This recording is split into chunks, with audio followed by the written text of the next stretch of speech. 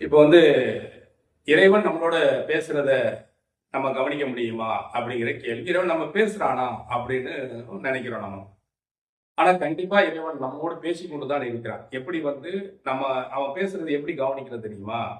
நாம ஒரு நிலையில நம்ம வேற ஒரு கவனங்கள்ல நம்ம இருக்கப்படும் போது, இந்த குயில் கத்துறத கேட்க முடியாது, பூனைகள் கத்துறத கேட்க முடியாது, காற்றுகள், இலைகள் அசைவது நம்மளால என்ன செய்ய முடியாது, நம்ம பார்க்க முடியாது. எப்போ பார்ப்போம் அப்படின்னா, நம்முடைய பேச்சுக்கள், நம்முடைய செயல்பாடுகள் அதெல்லாம் அமைதி இருக்கும்போது கண்டிப்பாக ஒவ்வொரு வீட்டில் இருக்கிற கடிகாரத்துடைய சத்தத்தை கூட நம்மளால கவனமா கேட்க முடியும்.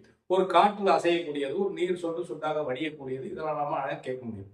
அப்போ உணர்வுகளை நம்ம எப்படி கவனிக்கணும், இவருடைய பேச்சுக்களை எப்படி கவனிக்கணும் அப்படின்னா, நீங்கள் இறைவனுடைய பேச்சுக்களை கவனிக்காம நம்முடைய வாழ்க்கையை நம்ம நடத்தி செல்ல முடியாது. சிலர் சொல்லுவாங்க, என் மனசுல பட்டது அப்படிங்குவாங்க. சில விஷயங்கள் நம்ம மறந்துருப்போம். அந்த இடத்துக்கு போனோம்னு சில ஞாபகங்கள் வந்துடும். வந்தோடனே நம்ம அதை செயல்படுவோம். நம்மளுக்கு உண்டான அந்த பிரதிபலன் நம்மளை பார்க்க முடியும். அதனால உணவு என்பது எப்படி இருக்கணும், இறைவனுடைய பேச்சை எப்படி நம்ம கவனிக்கணும் அப்படின்னா, அசைவற்று கிடக்கக்கூடிய நீர் இருக்கு பார்த்தீங்களா, அந்த அசைவற்று கிடக்கும் அந்த நீர்.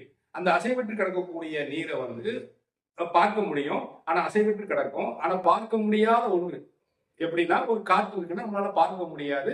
அதை நம்ம காற்றுன்னு சொல்லுவோம். அது எவ்வளவு லேசாகப்பட்டாலும் ஒரு அசைவு ஆகும் பாத்துங்க.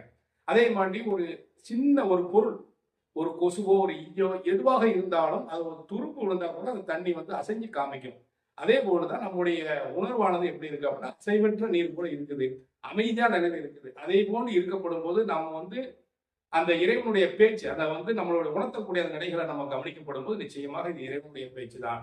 அதை நீங்கள் கவனித்தால் கண்டிப்பாக அது அங்க என்ன நடக்குது, அந்த காரியங்கள் நடக்கிறத நம்மளால பார்க்க முடியும் என்ற அடிப்படையில தான் உணர்வுகளில் நீங்கள் நிதர்சனமாக ஒரு அசைவற்று இருந்தீங்கன்னா கண்டிப்பாக அந்த உணர்வானது நம்மள்கிட்ட பேசப்படும் போது எப்படி அந்த நீரானது எப்படி அசையுதோ, சின்ன காற்றோ பெருங்காற்றோ இல்லை சின்ன தூசிகளோ இல்லை கொசுகளோ ஈக்களோ சின்ன துரும்புகளோ விழுந்தால் எப்படி அசைவாகுதோ அதே போன்று நம்முடைய மனசை நம்ம வச்சிருந்தா, நம்முடைய உணர்வுகளை அப்படி வச்சிருந்தா அந்த உணர்வானது நம்மளுக்கு பதில் சொல்லுங்க. இப்படி பேசப்படும் போது நான் இறைவனுடைய அந்த வார்த்தைகளை என்னுடைய மனசுக்கு பட்டதை நான் செய்யறேன், எனக்கு அது சரின்னு தோணுது என்று சொல்றீங்களா இல்லையா? இதுதான் இறைவனுடைய பேச்சாக இருக்கின்றது.